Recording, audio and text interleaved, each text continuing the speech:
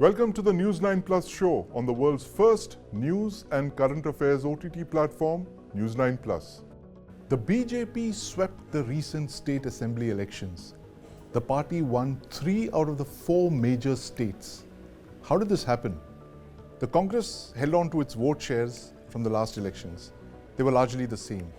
But what the BJP did was to substantially increase its own vote share in 3 of these states.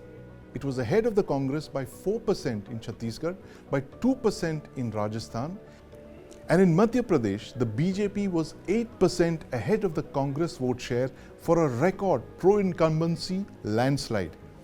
Among a significant chunk of these voters were women. How women came to become so crucial to the BJP's calculations is the topic of our discussion today. And joining me are senior journalist Shikha Mukherjee and my colleagues Sudha, Sadhanand and Lakshna Gulati. Shikha, welcome to the News9 Plus Show. Thank you. First off, politics, like so many other arenas in India, is male-dominated. How did Nari Shakti become so important to the BJP in the last couple of years? Well, I think, there has been a steady increase in women's participation in elections and in decision-making over the last 10, 12, 15, over the last 3 elections. And this election, it's interesting. The Congress has gained women's votes in Rajasthan and in Telangana. And in Madhya Pradesh and Chhattisgarh, the BJP has gained the women's vote.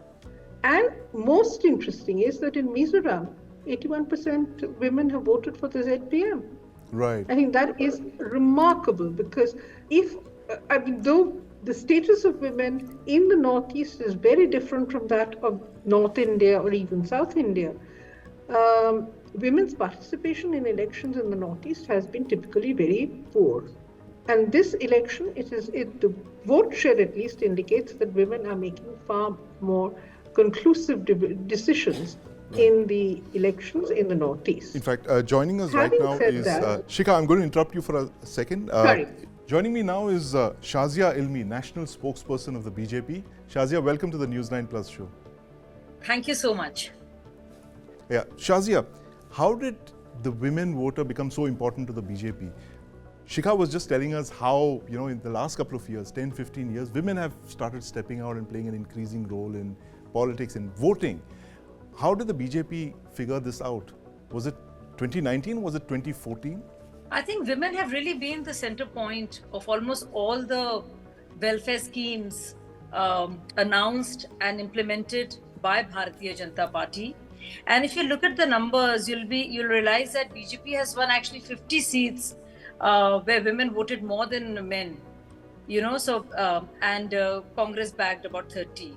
So there is this realization that whether it's, if you look at Awas Yojana and the relationship of a woman with a home, or something like Ujjwala Yojana, which is so important for our women citizens, or it's Mudra Yojana, which is targeting more women than anyone else, or it's working on Izzat Ghar, which are toilets. They are aimed at women and making their lives better. So I think they have been very huge beneficiaries of the government schemes, which have been there by other parties too, and I would not dispute that. But I think they've been implemented with a lot of seriousness. And right at the level of administration, at the state level, but starting from center, they have been taken very, very seriously. And so the actual beneficiaries are women. And I think they have turned out in huge numbers. There are places, in fact, there are so many booths where the women turnout has been much more than that of men. And those are great numbers and very encouraging. Absolutely. So yes, our Prime Minister and BJP's manifesto, if you look at it, women are the center point, the focal point, the fulcrum on which the welfareism rests. So you think you educate a woman, you look after a woman, you look after the family, the neighborhood, the town. So it starts with the basic unit, that is the woman, the first and foremost. So it's the last mile connectivity means the last woman down the line. So I think this is the whole idea of Antodaya, and this is a philosophy with which Bharatiya Janata Party works.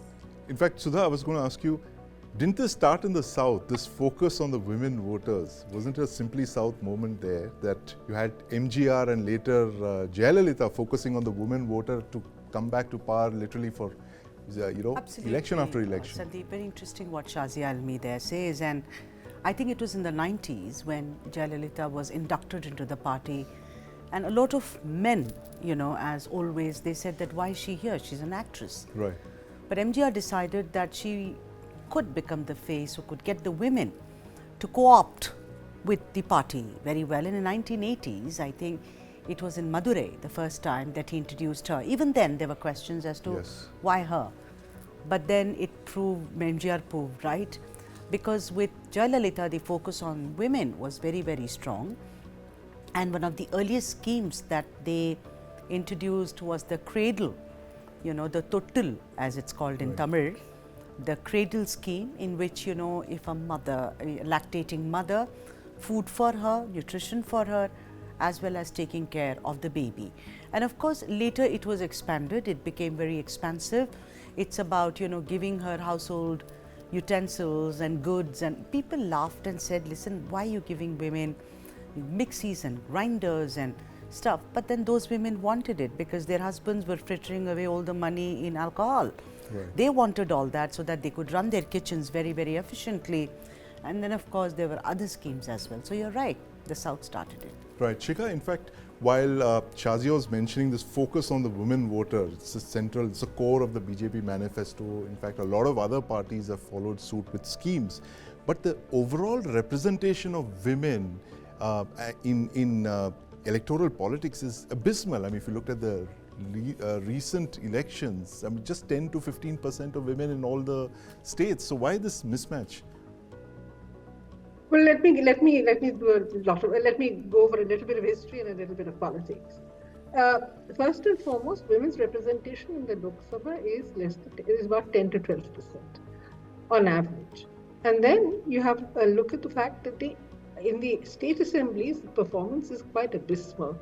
Chhattisgarh this time has 21% MLAs who are women, with 19 MLAs.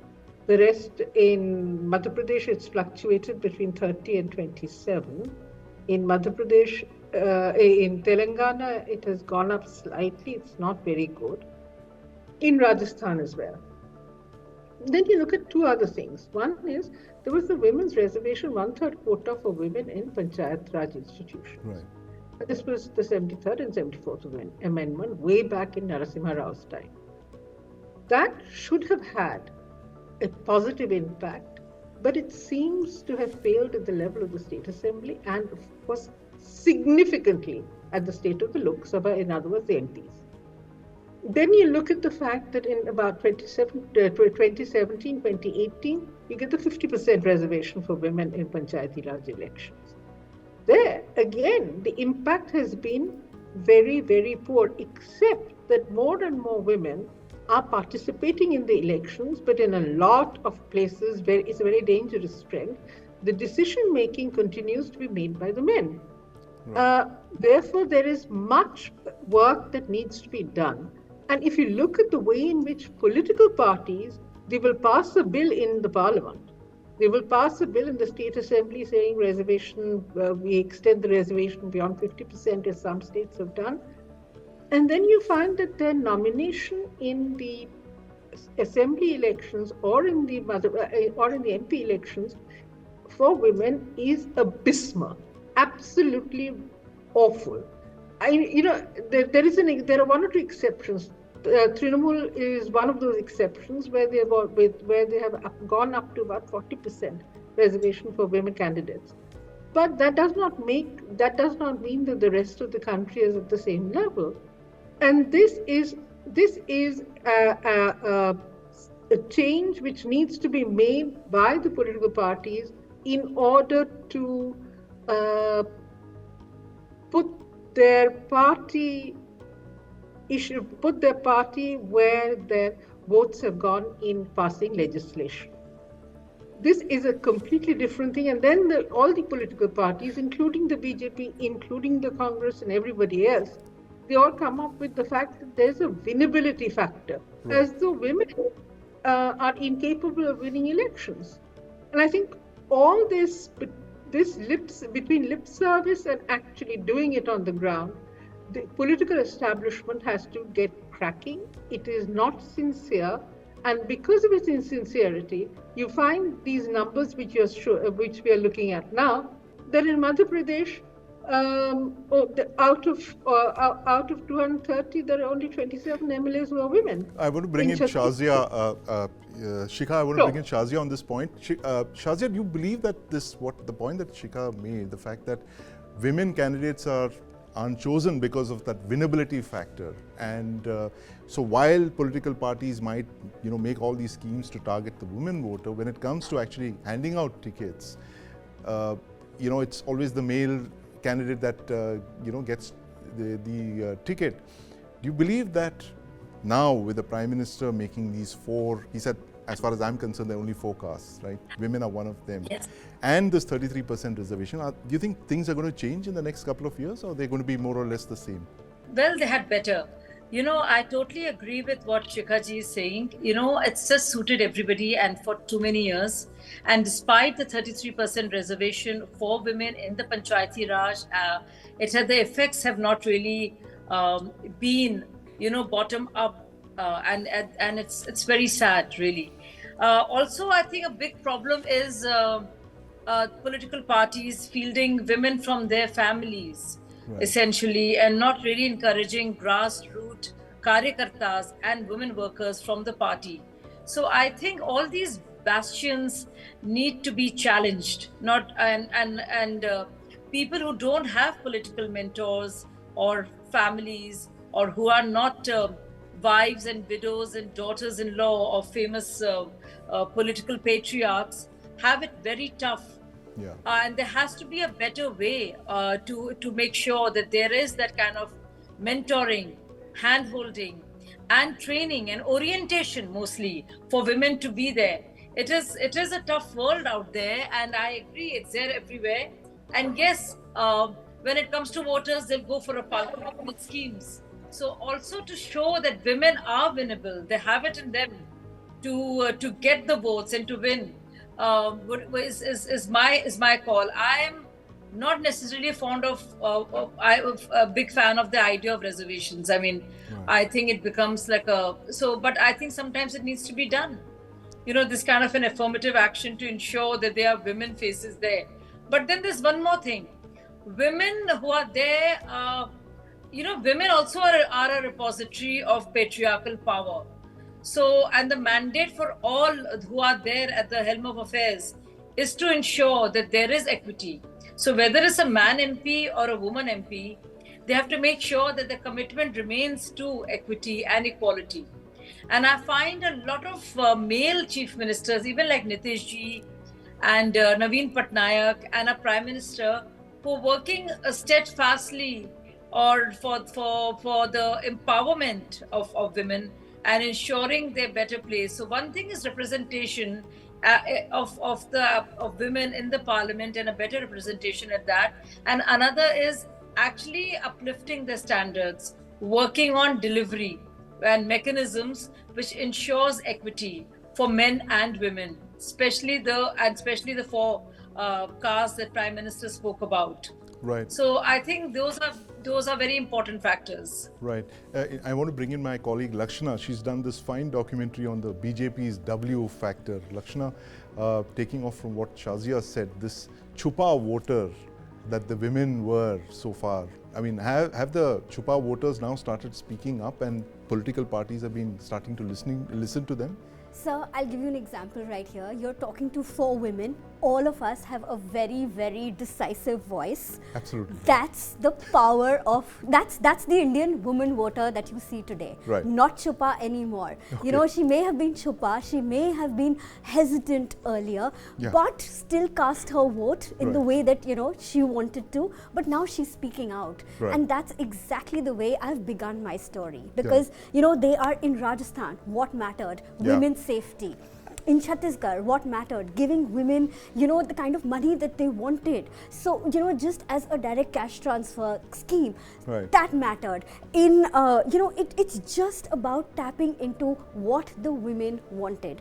And now women are with their voice. They are engaging with the political leaders on an equal platform. And that's what has changed the game really for political leaders. Earlier it used to be like, what is it that women want? Nobody could really figure out what women want. But now women are telling the political leaders, right? We have a voice, listen to us. And that's the seismic shift that has happened with, women voters today. Sudha, do you think this is actually going to translate into more women candidates? Are women going to say, we want women to vote for? We're tired of voting for men. I do not know. I'm kind of cynical about it, but hope, Lakshna, springs eternal. But one thing is there, if you remember, in general entertainment channels, they said that if a woman has the remote in her hand, then obviously those who have the buying power in their family tend to buy advertising. So if that happens, and if that reflects itself in voting and in franchise, then I guess yes. But I'm still cynical because I agree with both Shikha ji as well as with Shazia that women also happen to be, what Shazia said particularly, that women also happen to be the repository of patriarchal power. I think it's going to take a change, but yes, my God, like Lakshna says, we've made a change, and what a change it has been. We've made a change, and what a change it has been. I'm completely out of time there. Thank you very much, Shazia. Thank you, Shikha. Good talking to you, Lakshna and Sudha. Thank you for your thoughts. And we'll watch that story on News9 Plus, the W factor, the BJP's W factor that's allowed it to power ahead and put it in pole position for 2024.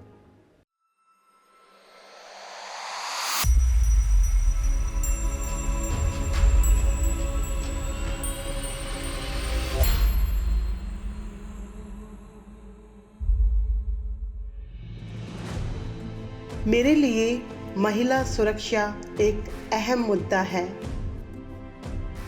नहीं पढ़ी sir, क्या करना चाहिए? वो हर कुछ से अच्छा पढ़ाना चाहिए।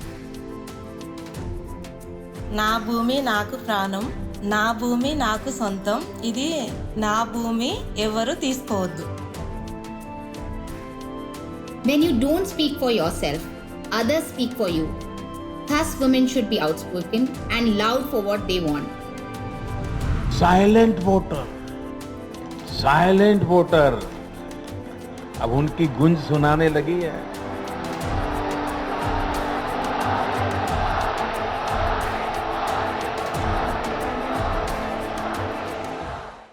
माँ अन्नपूर्णा तू ही, माँ अन्नपूर्णा है तू ही वीणा वादनी, हे शक्ति स्वरूपा जगदम्बा, हे नारी तू Narayani.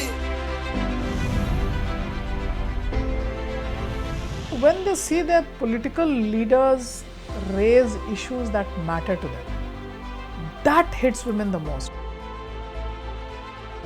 For women, it matters. Are you going to change your life in this life?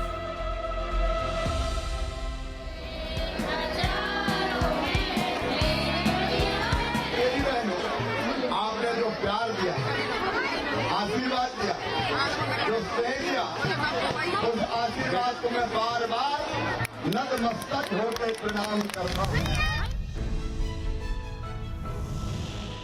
सरकार ने आपके लिए कुछ किया?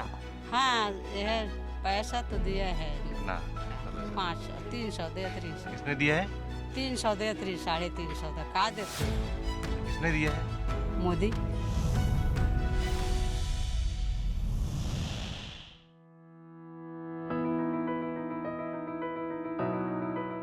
मेरा नाम मनीषा सिंह है। सुरक्षा मैं मानती हूँ कि बहुत ज़रूरी है महिलाओं के लिए, क्योंकि हमारे बच्चे भी हैं, वो आगे जाके बच्चियाँ भी हैं जो कि कितनी सुरक्षित है उसको लेके कंसर्न करते हैं। भाजपा का संकल्प है बहनों बेटियों के लिए सुरक्षित माहौल बनाएंगे। The time of the idea has come. Gender as an important force. Prime Minister Modi is set to inaugurate the Surat Diamond Bourse on the 17th of December. The Bourse is the world's largest office building. It has over 6 million square feet. It's bigger than the Pentagon. But the inaugural comes at a time when India's diamond trade is in deep distress. 9 out of 10 diamonds worldwide are cut and polished in India. But global uncertainties and the shadow of war have impacted the trade. India's exports of cut and polished diamonds have fallen from $24 billion last year to just $17 billion this year. Our story by Kiran Tare looks at how the diamond trade is losing its sheen. Take a look.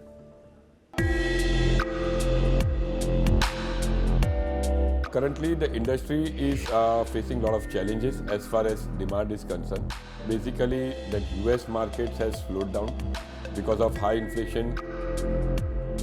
So obviously, diamonds being a dream product, something which doesn't have a utility value or is seen as a luxury. So that obviously goes off your shopping list. That's the first item that will go off your shopping list, especially in recessionary trends. So two major aspects of why demand for lab growns is growing. One is that they save up your money and they also save up on the planet. People that is impacted by all these recessions are the artisans, are the people who work in this industry, right? But I think lab-grown diamond has allowed them to actually use their skills in the same product.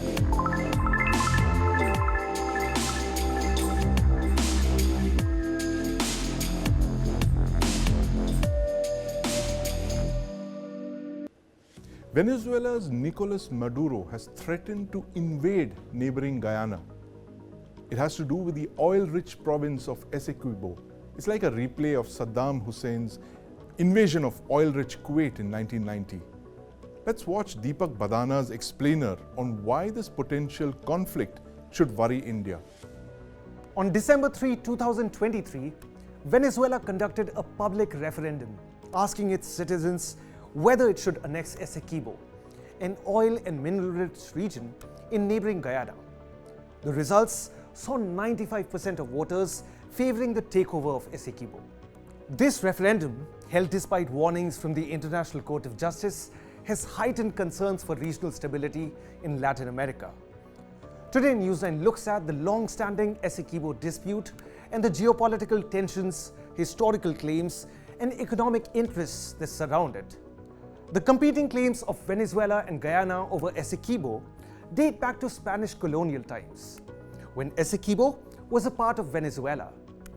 This changed in 1899, when an international tribunal decided on a new boundary between Venezuela and the then British Guyana. Venezuela has never really accepted it. The Latin American nation contested the ruling in the 60s and then in the 80s. The present crisis, however, began in 2015 when ExxonMobil found oil reservoirs about 200 kilometers off the coastline of Guyana. This set off a new round of hostilities. To be clear, Venezuela isn't really in need of Essequibo for its oil. The country already has the largest oil reserves in the world. For the Nicolas Maduro government, the Essequibo issue is one of nationalism. In the days leading up to the vote, massive media campaigns urged people to vote in the referendum as a matter of patriotic duty. Over 10.5 million Venezuelans, or roughly half of the registered voters, participated in the referendum with 95% voting yes. President Maduro described the referendum as a total success and the beginning of a new historic stage. But how Venezuela intends to implement the results still remains unknown. President Mohamed Irfan Ali reassured Guyana citizens that the government is working to ensure the country's borders remain intact. The president also visited troops in the Essequibo region, where he hoisted a Guyanese flag as a symbolic gesture. The rising tensions between Guyana and Venezuela have grave implications for regional stability in Latin America. As of now, the Venezuela military has already established an airstrip near the Venezuela-Guyana border to serve as a logistical support point for the integration of Essequibo. Guyana too has called for military preparedness. Meanwhile, neighboring Brazil has increased military deployment near its northern border for intensified defensive operations. The dispute also has a bearing on India and the larger world.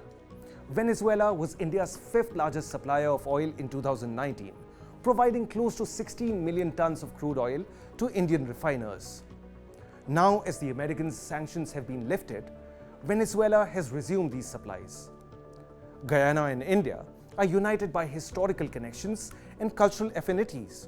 Over 40% of Guyana's population is comprised of people of Indian origin, and even the current Guyana president, Mohammad Irfan Ali, traces his ancestry to India. 2023 has seen the inking of an MOU between India and Guyana for cooperation in the oil and gas sector.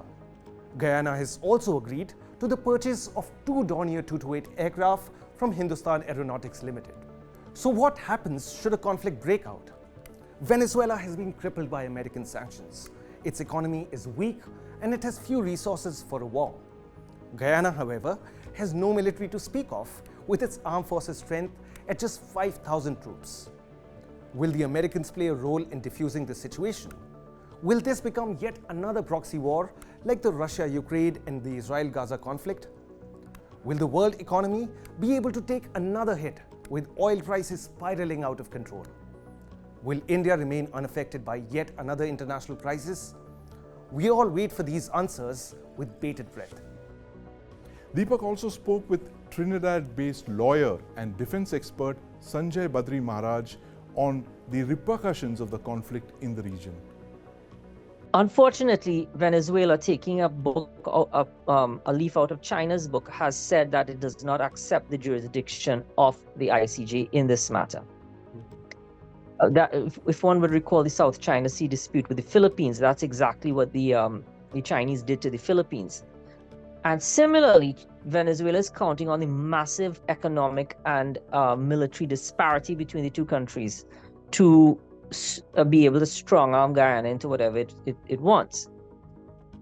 Guyana, on the other hand, has resolutely sought the protection of the ICJ correctly and has made an outreach to all its political allies around the world. And the allies, some have been more forthcoming than others, but all have pledged at least a level of political support to Guyana. So you find that countries like, of CARICOM, the Caribbean Community, have given diplomatic support at some level, but not particularly aggressive diplomatic support, but diplomatic support nonetheless. Countries like Brazil, however, have been much more active. The Chief of Staff of the Guyana Defense Force, Brigadier Omar Khan, is up to yesterday was in Brazil, forging links between the Brazilian military and Guyana, to the extent that the 1st Jungle Infantry Brigade of the Brazilian Army has moved to the frontier and has close relations with the 1st Battalion of the Guyana Defense Force, the 1st Infantry Battalion, the Guyana Defense Force.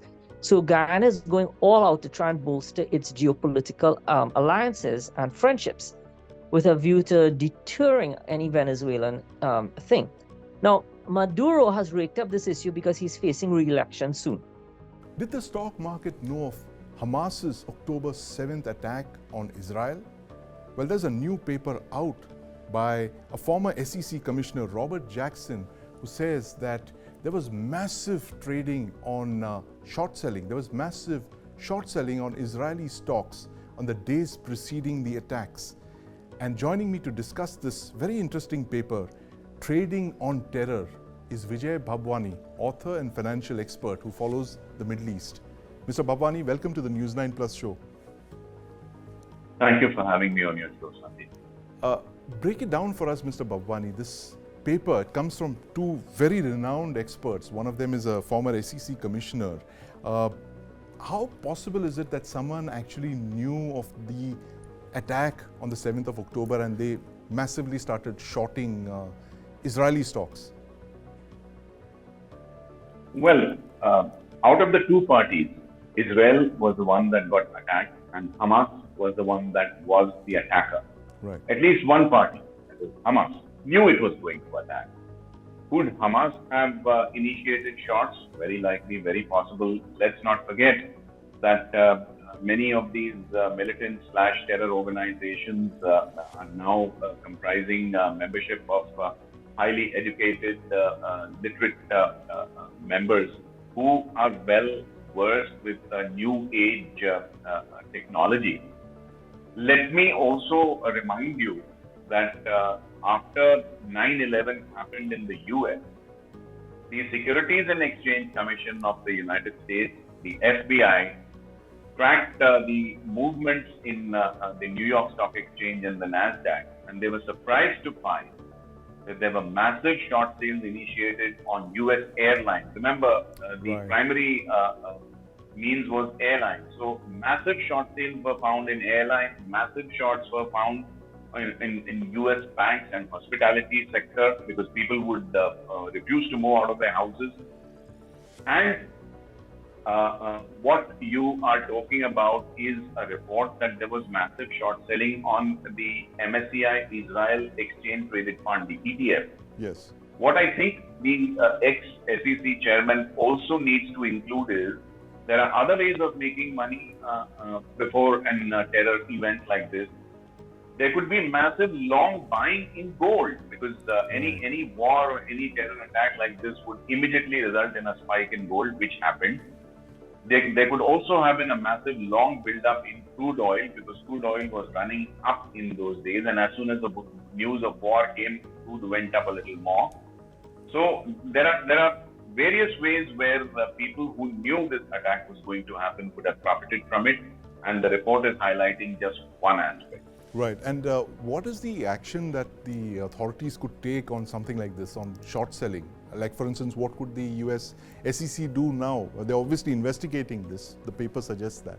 You see, banning short sales would not be the remedy here. It was tried, mind you, it was tried after 9/11. Right. Now, when you ban short sales, you are basically increasing the counterparty risk in the market. Let me explain to you in a layman's language. Yeah. You want to buy stocks, you need a seller. So to the buyer who wants to buy, the seller is the counterparty, and to the seller who wants to sell, the buyer is the counterparty. Without a counterparty, the market collapses. So banning short sales is not the idea. It's not the remedy here. What is the remedy here is to basically monitor the color of funds that are coming into the financial markets. By funds, I mean slush funds, black money, terror funding, call it what you want. To that extent, we in India are very, very safe because we insist on KYC or know your clients. Yes. And we follow the FATCA and the Financial Intelligence Unit's directives before admitting foreign money coming into the country.